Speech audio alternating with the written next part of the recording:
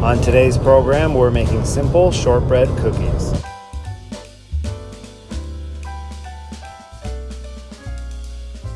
First up is the butter. As we all know, everything's better with butter. You're going to want to use room temperature butter. Let this sit out for about 12 hours. It'll be just perfect.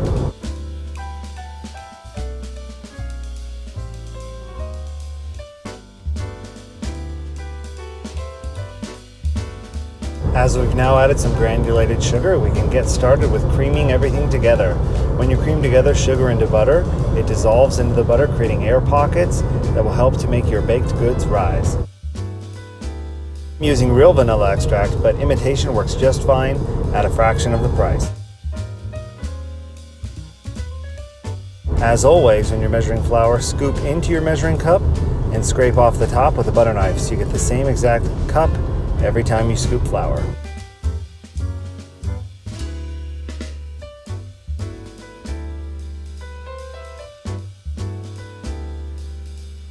Now it's time to mix our dry ingredients into our wet. I'm adding a little bit at the time, stirring from the outside in of the bowl, and then pushing the shortbread together.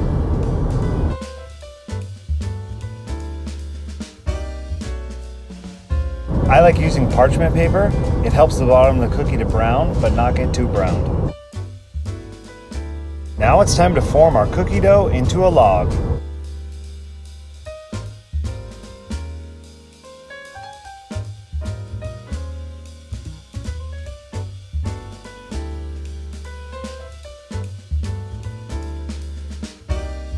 Now it's time to chill our dough in the freezer for 10 minutes.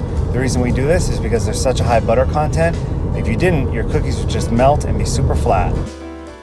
As your cookie dough is chilling, preheat your oven to 350 degrees.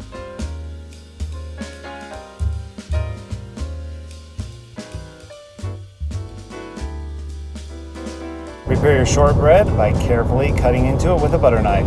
Some of it may crumble a little bit, but don't worry too much. Make each cookie about ½ an inch thick, or the width of your pinky finger.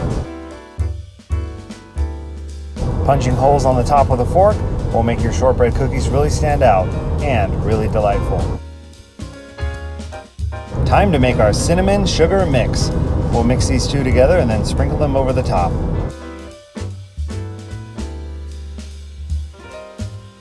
The oven time may vary depending on how hot your oven is. Watch it closely in the last 5 minutes. You'll know your cookies are done when they're slightly browned on the bottom and the top doesn't have any butter glistening. Let them cool and firm up on the baking sheet before moving to a cooling rack.